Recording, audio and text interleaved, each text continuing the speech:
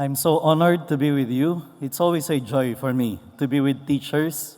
One is because my father himself was a teacher for 60 years, and I'm on my 31st year of teaching.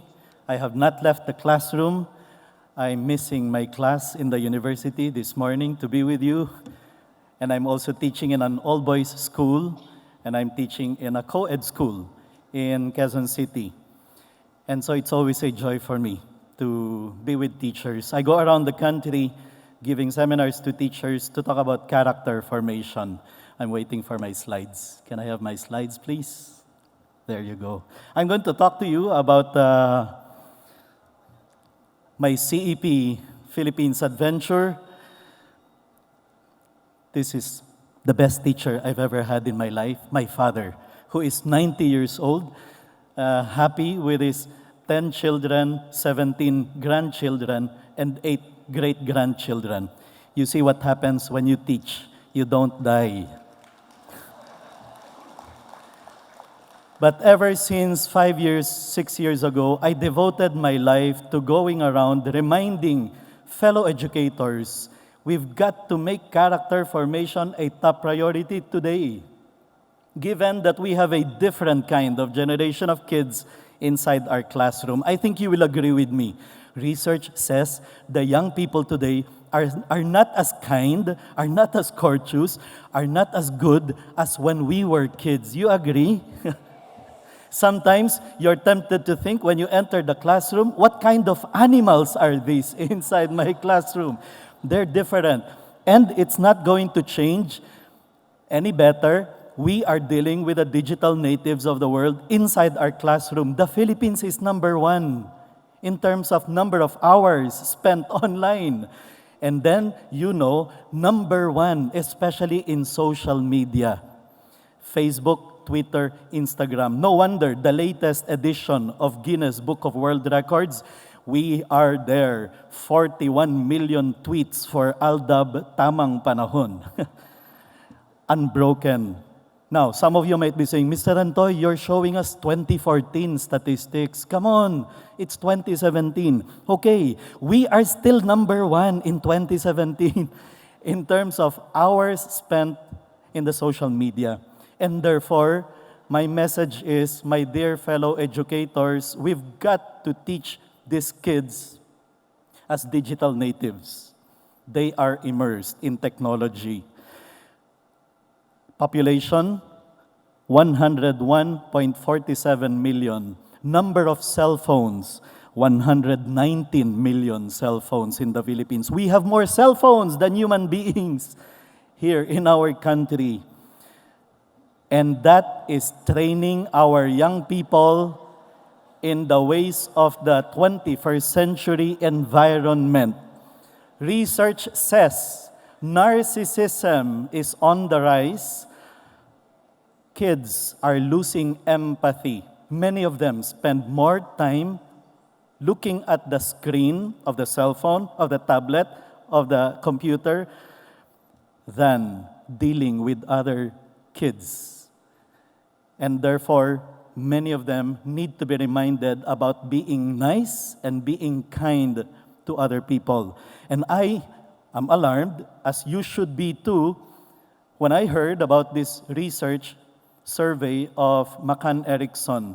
They discovered that in the Philippines, there is a loosening of moral values. And there is an effect there.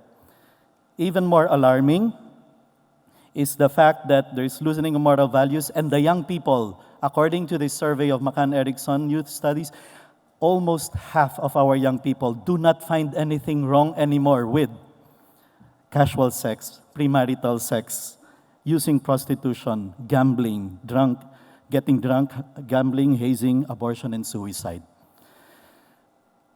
My solution, in 2009, when I moved to the University of Asia in the Pacific, where I continue to teach now, I mobilized the young people. Here is a very important message I've got to give to you, my dear fellow teachers. The young people are not the problem. They are the solution to the problem we are seeing in the world today. I gathered a group of young people, students, second, third year college students, And we came up with this club called Catalyst of UANP, and our only ambition, our only objective is to make an impact in society now, while students, not later when they are professionals.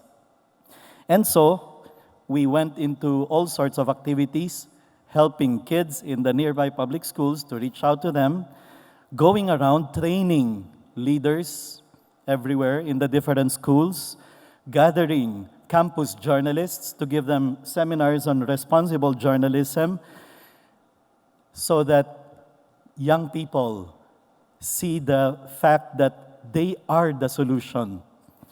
And then we volunteered in all sorts of projects like home building, house building for the poor communities. We, of course, took care of those who were nearest us, organizing medical missions for the janitors, security guards, maintenance men, and their families in our school. And we've been doing it every year. And then we thought we will make more impact if we go out there and let the other young people realize that they have the capacity to make an impact in society. And so we started organizing these pro-life rallies, chastity rallies. In 2011, the biggest break came when we were invited to host one of the top speakers in the world on chastity, and students, the Catalyst of UANP, managed to gather 8,000 young people to listen to a speaker talking about chastity, modesty, uprightness of life, living a moral life. And that challenge, that experience opened our eyes to the reality that yes, young people can make a difference today. And then we thought of you. We realized teachers probably have the greatest impact in the lives of many students today, considering that we have more and more young people who come to our classroom and they come from broken families. We now have one of the most important jobs as teachers, to be the second parents, to be the third parents of our students. And so we brought to Manila one of the best teacher trainers in the world. His name is Dr. Harry K. Wong, the writer of First Days of School, a book that has sold 5 million copies, and we were able to gather thousands of teachers from all over the country. And then the following year, we were more ambitious. The students were more ambitious. They decided to go for 15,000 in World Trade Center, listening to 2 speakers talking about chastity, purity, modesty, uprightness of life. And we started reaching out to the provinces, to Iloilo, to Cebu. And then this was in 2013, 4,000 in the morning and 4,000 in the afternoon, young people listening to speakers talking about the beauty of chastity. And this was the last one that we had of this sort, 2015, in Iñares Coliseum with 6,000 young people. My dear fellow teachers, the young people have the capacity to change society. The challenge is in our hands. And then we continue pushing projects to be able to make an impact in the lives of young people. And in 2012, CEP Philippines was born. CEP is based in Washington, D.C., Character Education Partnership. It's an umbrella organization of around 25 groups that push character formation. And around that time, I told them, we need this in the Philippines. And by some dint of miracle, they said, sure, you can get the logo, you can use our name, you can be now accredited as international affiliate of CEP. But last year, they changed their name to character.org. And here are the principles we have. 3 simple things. Number 1, my dear fellow teachers, today we've got to make character formation a top priority. Our job as teachers, it's not simply to cover the curriculum. That is nice, that is great, and that is important, but that is not the essence of being educators. We've got to form the character of our young people. Here's principle number 2 of CEP. The only effective way to give character formation for teachers is through the power of our good example. We will be able to form the character of our students if we are men and women of character ourselves. We teach professionalism not through our words, but through the example of our life. When you come to the classroom punctually, on time, professionally, every single day, when we teach to the best that we can, that is how we teach the young people professionalism. We teach kindness when we are kind. We teach being courteous when we ourselves are courteous. And so we got into organizing through CEP different activities, conferences, seminars for teachers, parents. We bring to Manila world experts on character formation to remind us how to be effective character formators. In our seminars, we give teachers literally hundreds of strategies to give character formation at no cost. Many of them do not cost a thing. I mean, it doesn't cost anything to be kinder. It doesn't cost anything to be punctual. It doesn't cost anything to be professional when we come inside the classroom every day. And so we have been going around, reaching out to as many teachers as we can, reminding them, teachers, we've got to teach for character. This is the only way we will be able to make an impact.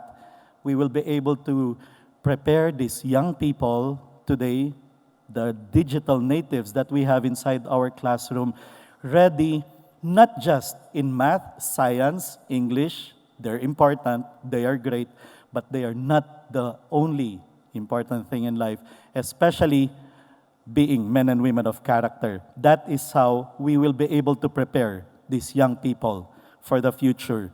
And there is one ambitious thing we have started, and this is accrediting schools of character, following the 11 principles of CEP, or character.org.